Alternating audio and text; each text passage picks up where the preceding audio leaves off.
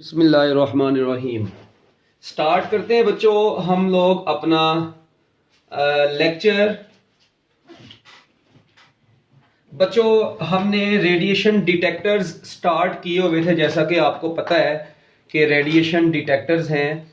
अब उन radiation detectors के बाद बच्चों हम लोग उनमें जो पहला विल्सन क्लाउड चैम्बर पढ़ा, उसका लेक्चर बच्चों मौजूद है यूट्यूब के ऊपर। ठीक है, उसके बाद प्लेलिस्ट में आप लोग जाकर देख सकते हैं। इसके अलावा हमने बच्चों फिर गीगर मोलर काउंटर, जिसको जीएम काउंटर बोलते हैं, सबसे इंपॉर्टेंट टॉपिक इस चैप्टर का कॉन्सेप्ट के हवाले से। ठीक है, उसके बाद बच्चों आप लोग आज जो पढ़ने जा रहे हैं वो है सॉलिड स्टेट डिटेक्टर। छोटा सा ये टॉपिक है, मगर आप लोग इसको सुनेंगे तो आप लोग इसको एंजॉय करेंगे। Solid state detector. Solid state detector बच्चों क्या होता है, नाम से पता चल रहा है इसके। सॉलिड स्टेट डिटेक्टर में ना बच्चों हम लोग basically alpha beta gamma particles की डिटेक्शन के लिए, अल्फा बीटा गैमा इन पार्टिकल्स की डिटेक्शन के लिए हम लोग कोई गैस नहीं यूज करेंगे। जिस तरह विल्सन क्लाउड चैम्बर में आपने देखा था, आपने एयर और अल्कोहलिक वेपर्स को सैचुरेटेड फॉर्म में रखा हुआ था, आयोनाइजेशन रेडिएशन एंटर हुई, मोल बना, फिर आपने बच्चों उसको गैस के साथ जब आपने डिस्कस किया, वो इनर्ट गैस और साथ में ब्रोमीन को इंचिंग के लिए ऐड किया आपने जीएम काउंटर में।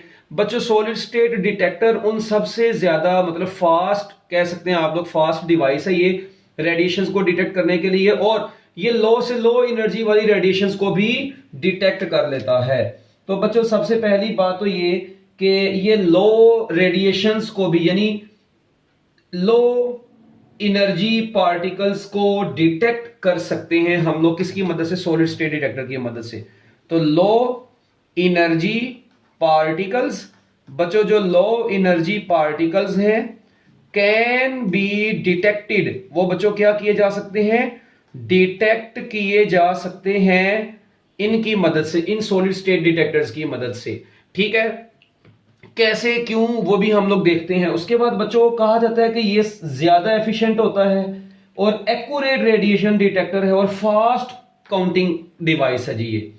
अब ये चीजें हमने भी इसकी जब सारी वर्किंग और देख लेंगे तो बच्चों उसके अंदर आप लोगों को ऑटोमेटिकली समझ आ जाएगा।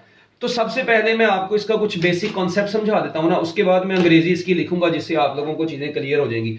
बच्चों देखें हमारे पास क्या होता है, एक पी टाइप होगा हमारे पास, एक मिनट ये मैं मार्कर से बता दूं।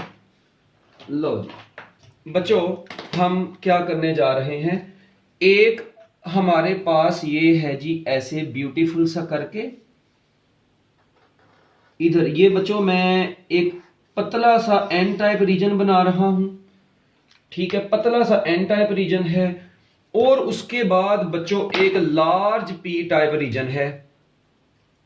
एक पतले से एन टाइप के बाद बच्चों ये पी टाइप में थोड़ा सा लार्ज करके बना रहा हूं। अब अक्सर लोगों को यहां पर पड़ता है दौरा, क्या पड़ता है, दौरा पड़ता है कि मैंने इसको लार्ज क्यों बनाया, वो भी बाद की बात है, वो देखते हैं। और बच्चों एक यहां पर डिप्लेशन लेयर बनती है, डिप्लेशन रीजन बनता है बच्चों। ठीक है, यानी ये आप लोग कह लें कि ये डिप्लेशन लेयर बनी हुई है। ठीक है जी, ऐसे ये डिप्लेशन रीजन बना हुआ है पी और एन के दरमियान में। ठीक है, आपको पता ही है ना डिप्लेशन रीजन बनाया हुआ है। अच्छा, अब बच्चों ये जो डिप्लेशन लेयर है, ऊपर है जी यहां पर एन टाइप। ठीक है, ऊपर है जी ये एन टाइप और नीचे है जी बच्चों ये पी टाइप। ऐसे जिस तरह आप लोगों ने स्पेशली डिजाइंड पीएन जंक्शन पढ़ी थी ना बच्चों, ये भी बेसिकली एक स्पेशल डिजाइंड पीएन जंक्शन ही है। ठीक है, सॉलिड स्टेट डिटेक्टर भी बेसिकली क्या है बच्चों, स्पेशल डिजाइंड पीएन जंक्शन है। अब ये स्पेशल डिजाइंड पीएन जंक्शन देखें, आप लोगों ने क्या काम करना होता है बच्चों, ये जो इसका होता है ना बैरियर, पोटेंशियल बैरियर, या जिसको आप लोग जंक्शन बोलते हैं, पीएन जंक्शन, ये जंक्शन जो है इसको आपने बच्चों करना है पूरा रिवर्स बायस। आपको याद होगा फोटो डायोड बच्चों, फोटो डायोड भी रिवर्स बायसिंग पर ऑपरेट करता है। इसी तरह बच्चों आपने भी इसको डिटेक्टर बनाने के लिए क्या करना होता है बच्चों, इसकी रिवर्स बायसिंग करनी होती है। तो इसकी रिवर्स बायसिंग बच्चों कर देते हैं हम लोग ऐसे इस सिस्टम की क्या कर देनी है, पूरे की पूरे की बच्चों हमने रिवर्स बाइसिंग कर देनी है। अब रिवर्स बाइसिंग के लिए हम क्या काम करेंगे बच्चों, पॉजिटिव इधर लगा दिया, नेगेटिव हमने इधर लगा दिया, इस तरह से बच्चों इसकी रिवर्स बाइसिंग कर दी। और यहां से जो भी रीडिंग आनी है एक रजिस्टर में हमने बच्चों उसमें से गुजार के और उसके बाद उसको आगे फर्दर सर्किट में एम्पलीफाई करके उसको काउंट करना है स्केलर लगा के, ठीक है, वो तो बाद की बात है ये सारी। अब ये जो वोल्टेज यहां पर बच्चों हम लोग देते हैं ना रिवर्स बाइसिंग का, ये तकरीबन 50 वोल्ट के करीब दिया जाता है बच्चों। ये जो वोल्टेज हम लोग इसको देते हैं कितना दिया जाता है, 50 वोल्ट हम लोग प्रोवाइड करते हैं इसको। कितने वोल्ट प्रोवाइड करते हैं बच्चों, सिर्फ और सिर्फ 50 वोल्ट तक प्रोवाइड करते हैं। अगर आपको याद हो गीगर मोलर काउंटर में हमने 400 से लेकर 500 के करीब, 400 से 500 वोल्ट प्रोवाइड किया था, जबकि यहां पर सिर्फ 50 वोल्ट, यानी लो वोल्टेज के ऊपर भी ये इजीली ऑपरेट हो जाता है। ठीक हो गया बच्चों। तो बच्चों अब ये एन टाइप है, पी टाइप है, एन टाइप थिन है, पी टाइप जो है बच्चों वो थिक बनाया गया है। एन टाइप जो है बच्चों ये स्मॉल रीजन है, स्मॉल रीजन एन टाइप का है। और बच्चों ये है जी स्मॉल रीजन, और ये जो बनाया गया है पी टाइप ये लार्ज रीजन का इसलिए बनाया गया है। लार्ज रीजन बनाने का सिर्फ इसका कोई ज्यादा खास मकसद नहीं होता, हम इसको बच्चों फिलहाल सिर्फ यही समझेंगे कि यहाँ पर जो पावर वगैरह होती है या जो हीटिंग इफेक्ट इसके अंदर प्रोड्यूस होता है ना उसको कंपनसेट करने के लिए। क्योंकि आपको पता है अगर ये बहुत एरिया तंग होगा ना, एरिया अगर तंग होगा तो वो हीटिंग बहुत ज्यादा होगी। ये थोड़ा खुला एरिया होगा पी टाइप का, तो बच्चों हीट वगैरह पावर वगैरह जो है वो कंपनसेट हो जाती है, बस इसलिए हमने इसको थोड़ा सा ग्रेटर साइज का बनाया है। ठीक हो गया। अब यहां पर होता क्या है, इधर बच्चों लगी होती हैं साइडों पर, देखें आपको पता है यहां से इलेक्ट्रॉन्स ने निकल के सर्किट में फ्लो करना है, मतलब सर्किट में इलेक्ट्रॉन्स ने फ्लो करना है, चार्जेस ने फ्लो करना है। हम क्या काम करते हैं, हम लोग इसके बच्चों इस साइड पर, ठीक है जी, और इधर ये दोनों साइडों पर ना बच्चों हम लोग क्या काम करते हैं, थिन गोल्ड फॉयल लगा दी जाती है। मतलब thin gold, thin THIN, thin gold foil, ठीक है जी, मतलब थोड़ी सी ना गोल्ड की ना पतरी लगा दी जाती है। उसको किस लिए लगाई है बच्चों, थिन गोल्ड फॉयल लगाने का मकसद ये है ताकि ये इनकी कंडक्शन अच्छी हो सके, यानी गुड कंडक्टिंग करवाने के लिए हम लोग ये एंड्स पर, मतलब अपर और बॉटम एंड पर क्या लगा देते हैं, थिन गोल्ड फॉयल लगा दी जाती है। ठीक हो गया। अब इतनी सी चीज हो गया तो हैंड रेज कर दे, मेरा ख्याल अभी कोई मुश्किल चीज नहीं बताई। जस्ट कंडक्शन को बेटर करने के लिए हम लोगों ने यहां पर थिन गोल्ड फॉयल लगा दी है। अब बच्चों अगली बात जरा सुने, होता क्या है जब पार्टिकल्स, अब आपकी किताब में लिखा है जी पार्टिकल्स इधर से आए, अब बच्चे रट्टा मार लेते हैं कि पता नहीं इधर ही एंटर होना पार्टिकल्स ने, बस इसके अलावा इनको कोई रास्ता नहीं मिलना यहां से। ऐसे पार्टिकल्स बच्चों यहां से एंटर हो रहे हैं, तो अब क्योंकि ये एन टाइप बहुत थिन रीजन होता है, वेरी थिन रीजन होता है बच्चों एन टाइप, तो इलेक्ट्रॉन जो पार्टिकल्स आते हैं वो जल्दी उसको पेनिट्रेट करके कहां पर आ जाते हैं बच्चों, एन टाइप को पेनिट्रेट करके यहां पर आ गए हैं ये डिप्लेशन रीजन में। ये कहां पर आ गए हैं बच्चों, डिप्लेशन रीजन में आ गए हैं। अब डिप्लेशन रीजन छोटा नहीं है, हमने इसकी रिवर्स बाइसिंग आपको पता है क्यों की है, याद रखिएगा बच्चों, इसकी रिवर्स बाइसिंग इसलिए की है ताकि डिप्लेशन रीजन की विड्थ बढ़ जाए। उससे फायदा क्या होगा, देखिए डिप्लेशन रीजन की विड्थ बढ़ा दी, अब एन टाइप बड़ा थिन है और डिप्लेशन रीजन जो है वो बिल्कुल सरफेस के करीब करीब, यानी जहां से पार्टिकल्स एंटर हो रहे हैं उसके करीब करीब शो होगा। इसी बेस पे हम लोग इसको सरफेस बैरियर टाइप डिटेक्टर भी बोलते हैं। इसी वजह से बच्चों हम लोग इसको क्या बोलते हैं, सरफेस बैरियर टाइप डिटेक्टर भी इसको बोला जाता है। क्यों इसको सरफेस बैरियर टाइप डिटेक्टर बोलते हैं, क्योंकि ये जो पीएन जंक्शन आपको पता है इसका पोटेंशियल बैरियर होता है ना, इस सरफेस का अपना बकायदा पोटेंशियल बैरियर होता है, ठीक है। अब ये सरफेस बच्चों एन टाइप तो बहुत थिन होने की वजह से ये सरफेस के ऊपर ही, मतलब पीएन जंक्शन या डिप्लेशन रीजन बिल्कुल सरफेस के करीब बनता है और मैक्सिमम रेडिएशंस आके इस डिप्लेशन रीजन में जाती हैं। इस बेस पे हम इसको सरफेस बैरियर टाइप डिटेक्टर भी बोलते हैं। एक ये भी इसमें इंपॉर्टेंट पॉइंट था। अभी मुझे पता है कई बच्चों के दिमाग में कई किस्म के सवालात होने हैं, बस आप लोग जब पूरा टॉपिक गौर से सुन लेंगे और एंड पर आप लोग इसको अच्छे तरीके से समझ लेंगे जब, तो फिर आपके दिमागों में सवाल कोई नहीं रहेगा इंशाल्लाह। अच्छा, अभी तक मैं इसकी कंस्ट्रक्शन बता रहा हूं, मतलब पार्टिकल्स ने यहां से एंटर होना है, ये डिप्लेशन लेयर है, इसको सरफेस टाइप बैरियर बोल दिया हम लोगों ने, ठीक है। 50 वोल्ट लो वोल्टेज है जो हमने अप्लाई किया हुआ है। ठीक है, रिवर्स बाइसिंग के लिए इसको रिवर्स बाइसिंग क्यों की है? एक देखें, रिवर्स बाइसिंग इसलिए की है, आपको एक्सटर्नल सर्किट में ना रजिस्टर में करंट चाहिए। अब आपको याद होगा फोटो डायोड को भी रिवर्स बाइस इसलिए करते थे ताकि पहले सर्किट में थोड़ा बहुत minimum current, saturation current circuit में मौजूद हो, फिर जिससे रेडिएशंस आए उनका करंट आगे काउंट होना शुरू हो जाए, बजाय के पहले रेडिएशंस आके वहां पे पूरा माहौल क्रिएट करे, उसके बाद जाके कहीं पे आपको रीडिंग मिले, वो फिर बड़ा लेंथी काम हो जाएगा। हमने टाइम को शॉर्ट करने के लिए, ठीक है, यानी इनको फास्ट बनाने के लिए, फास्ट डिटेक्टिंग डिवाइस बनाने के लिए यहां पे इसको रिवर्स बाइसिंग की है। आपको याद होगा फोटो डायोड के अंदर भी बच्चों, अगर नहीं याद तो आप लोग वीडियो देख सकते हैं वहां पर चैप्टर नंबर 18 के लेक्चर्स में। वहां पे मैंने आपको बताया था कि नैनो सेकंड्स के अंदर लाइट की डिटेक्शन करता है, तो इसी तरह इसने भी बच्चों आने वाले पार्टिकल्स को डिटेक्ट करना है, बहुत कम टाइम में फास्ट डिटेक्ट इसने करना है, इसलिए रिवर्स बाइसिंग करना इसकी जरूरी होती है। अब होगा क्या, आपको पता है बच्चों, जैसे ही अब इसकी थोड़ी सी वर्किंग सुन लें, जैसे ही बच्चों पार्टिकल्स एंटर होंगे, मैंने बताया एन टाइप थिन रीजन है, यहां पर एंटर हो गए डिप्लेशन लेयर में। आपको पता है इसके अंदर अब डिप्लेशन रीजन, जो डिप्लेशन रीजन होता है बच्चों फ्री, इसके अंदर नो चार्ज कैरियर, इसके अंदर कोई चार्ज कैरियर नहीं होता बच्चों, ठीक है, इसके अंदर चार्ज कैरियर तो नहीं है, क्योंकि आपको पता है इसके अंदर तो आयंस होते हैं, पॉजिटिव और नेगेटिव आयंस। डिप्लेशन रीजन के अंदर किसी किस्म का बच्चों इलेक्ट्रॉन और होल्स वगैरह मौजूद नहीं होते, मगर आपको पता है डिप्लेशन रीजन के अंदर एटम्स तो है ना, ये सिलिकॉन का बना हुआ है, तो बच्चों सिलिकॉन या जर्मेनियम का बना हुआ है जिसका भी, उसके एटम्स तो इसके अंदर मौजूद है। तो जब रेडिएशंस आके बच्चों, जब रेडिएशंस एंटर हुई, पार्टिकल्स एंटर हुए, इस रीजन में आए, इस रीजन के अंदर ये जो एटम्स ऑफ सिलिकॉन या जर्मेनियम है, जब ये उनके ऊपर फॉल करेंगे ना बच्चों, सुनना, तो बच्चों ये उनको आपको पता है इलेक्ट्रॉन होल पेयर में कन्वर्ट करते जाएंगे। पार्टी इसका मतलब जैसे ही ये पार्टिकल्स आके डिप्लेशन रीजन में पड़े, मैं डीआर से शो कर रहा हूं, तो डिप्लेशन रीजन में मौजूद जो एटम्स थे बच्चों, उनके क्या बन गए, electron and holes pair generate हो गए उनके बच्चों, उनके क्या बन गए, इलेक्ट्रॉन्स एंड होल पेयर बन गए।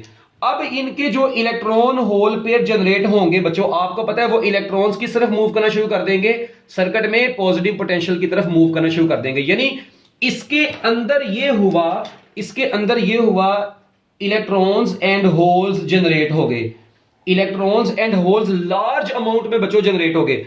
वो पार्टिकल्स जो इसमें जनरेट हुए हैं, अब देखें electric field, external electric field ये है, एक्सटर्नल इलेक्ट्रिक फील्ड बच्चों क्या है, यहां से ऐसे देखें, external electric field positive to negative ऐसे ही होगी ना, तो ये बच्चों इनमें से जो इलेक्ट्रॉन्स होंगे वो इस तरफ मूव करना शुरू कर देंगे, होल्स इस तरफ मूव करना शुरू कर देंगे।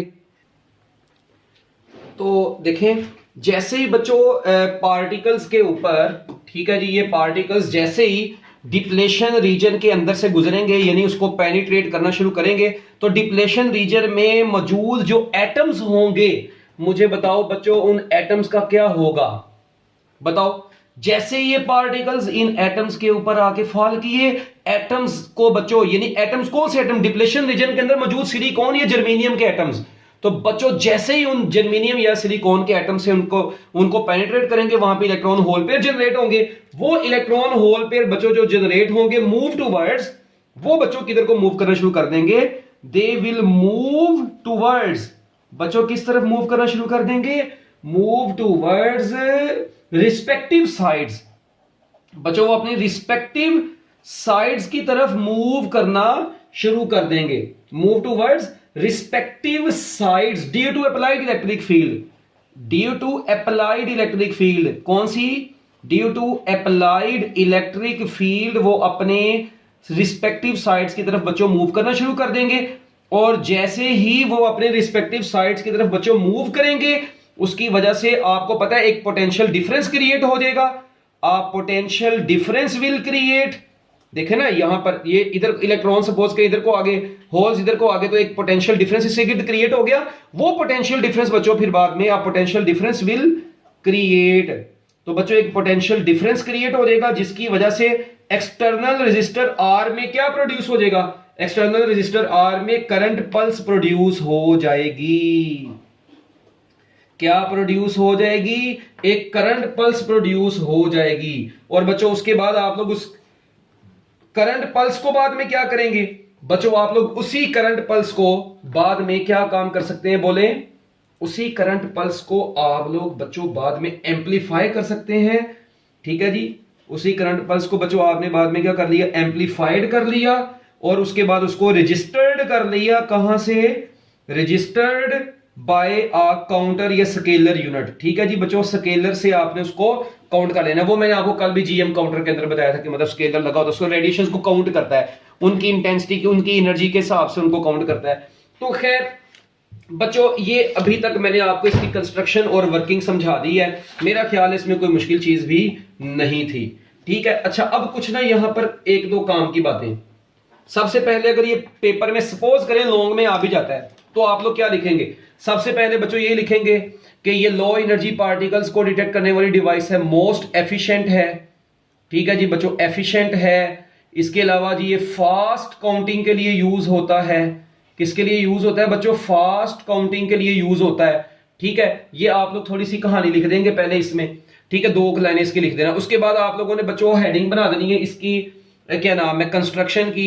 फिर आपने उसकी वर्किंग के अंदर ये जो चीज इतनी सी मैंने बोली है ना, इसको आप अपनी वर्डिंग में पैराग्राफ बना के लिख लेना। माशाल्लाह इतना तो आपका एक्सपीरियंस होगा कि आप लोग अब इसको पैराग्राफ बना के लिख ही सकते हैं। अच्छा, अब एक बच्चों यहां पर काम की बात और, यानी करंट पल्स आई, उसको एम्पलीफाई किया आपने और उसके बाद उसको रिकॉर्ड कर लिया, रजिस्टर्ड कर लिया। अब बच्चों ये जो पल्स आपको हासिल होती है ना, ये साइज ऑफ द पल्स जो होता है बच्चों, ये जो साइज ऑफ द पल्स होता है, याद रखिएगा, साइज ऑफ द पल्स जितना उतना ज्यादा होगा जितनी बच्चों एनर्जी एब्जॉर्ब्ड ज्यादा होगी। Energy absorbed by the incident radiation. बच्चों इंसिडेंट रेडिएशंस की एनर्जी जितनी ज्यादा एब्जॉर्ब होगी, पल्स का साइज भी उतना ही क्या हुआ करेगा, ज्यादा हुआ करेगा। तो देखें बच्चों, अगर आने वाले देखें, अगर कम एनर्जी अल्फा पार्टिकल्स की अगर एनर्जी कम होगी तो बच्चों साइज, पल्स का साइज भी क्या होगा, कम। ज्यादा एनर्जी होगी तो पल्स का साइज भी क्या होगा, ज्यादा होगा। तो बच्चों आप लोग इनकी एनर्जीज की बेस पे, इनके साइज की, पल्स के साइज की बेस के ऊपर आप लोग बच्चों लगा सकते हैं अंदाजा कि कौन सा पार्टिकल अल्फा है, कौन सा बीटा है, कौन सा गैमा है। तो बच्चों इस तरीके से आप लोग रेडिएशंस को डिटेक्ट कर लेते हैं। ओवरऑल समरी एक बार दोबारा सुने। हमारे पास पी टाइप है, एन टाइप है, पोटेंशियल बैरियर है। पोटेंशियल बैरियर बड़ा करने के लिए रिवर्स बाइसिंग कर दी। ठीक है, और थोड़ा बहुत रिवर्स बाइसिंग से सर्किट में थोड़ा बहुत करंट ऑलरेडी मौजूद होगा जो कि माइनर होगा, नेग्लिजिबल होगा, मगर उससे फायदा ये होगा कि आने वाली रेडिएशंस आपसे जल्दी डिटेक्ट हो पाएंगी। अब जैसे ही रेडिएशन बच्चों यहाँ पे एंटर होती हैं, डिप्लेशन रीजन में आती है, डिप्लेशन रीजन के अंदर मौजूद एटम्स को इलेक्ट्रॉन होल पेयर में कन्वर्ट करती हैं, मतलब उनसे इलेक्ट्रॉन निकालती हैं, तो वहां पे होल बन जाता है, इलेक्ट्रॉन होल पेयर क्रिएट होता है। वो इलेक्ट्रॉन होल पेयर अपने अपने रिस्पेक्टिव साइड्स की तरफ सर्किट में मूव कर देते हैं, जिसकी वजह से एक पोटेंशियल डिफरेंस क्रिएट हो जाता है और इस रजिस्टर आर के क्रॉस एक करंट पल्स जनरेट होती है। उस करंट पल्स को बाद में आप लोग बच्चों एम्पलीफाई कर लेते हैं और किसी भी स्केलर के जरिए से उसको रजिस्टर्ड कर लेते हैं, और उस पल्स का साइज उतना ज्यादा होगा जितनी incident energy absorb by the incident radiation होगी। ठीक है, ये बच्चों आपके पास ओवरऑल इसका चक्कर था। अब मेरी बात सुने, क्या मैंने इसमें गैस लेजर यूज की, सॉरी गैस लेजर कह रहा हूं, क्या मैंने इसमें कोई गैस यूज की बच्चों? इसका मतलब मुझे इसके बेनिफिट्स क्या हैं बच्चों? इसका सबसे पहला बेनिफिट तो ये है कि मुझे इसमें किसी किस्म की कोई गैस इस्तेमाल नहीं करनी पड़ी, नो गैस। एक तो बात ये होगी बच्चों, और उसके बाद आपको पता है no atmospheric pressure, no atmospheric pressure, जिसमें आपको याद होगा गैस काउंटर के अंदर आप लोगों ने एटमॉस्फेरिक प्रेशर 0.1 atm यूज किया था। इसमें आपको किसी किस्म की कोई एटमॉस्फेरिक प्रेशर की जरूरत नहीं पड़ी। उसके बाद बच्चों जैसे ही रेडिएशंस आई, फौरन सर्किट में करंट मिल गया आपको इस रजिस्टर आर के क्रॉस। क्यों फौरन मिल गया? क्योंकि ऑलरेडी रिवर्स बायसिंग थी, जरूरत नहीं पड़ी, जस्ट रेडिएशंस आई फौरन काउंट होगी। इसका मतलब ये फास्ट काउंटिंग डिवाइस है, इसका मतलब ये रेडिएशंस को फास्टली काउंट करती है, तो फास्ट काउंटिंग डिवाइस भी हो गई है। उसके बाद बच्चों देखें, ये लो वोल्टेज के ऊपर ऑपरेट हो गया, वो 400 से 500 वोल्ट के ऊपर ऑपरेट होता है, तो ये लो वोल्टेज के ऊपर ऑपरेट होता है। और बच्चों उसका साइज बड़ा होता है, ये स्मॉल साइज में होती है, इसका साइज भी बड़ा छोटा सा होता है। ठीक है, उसके बाद बच्चों इसकी जो कॉस्ट होती है वो भी बहुत कम होती है as compared to other detectors, तो बच्चों इसकी कॉस्ट भी बहुत कम हो गई।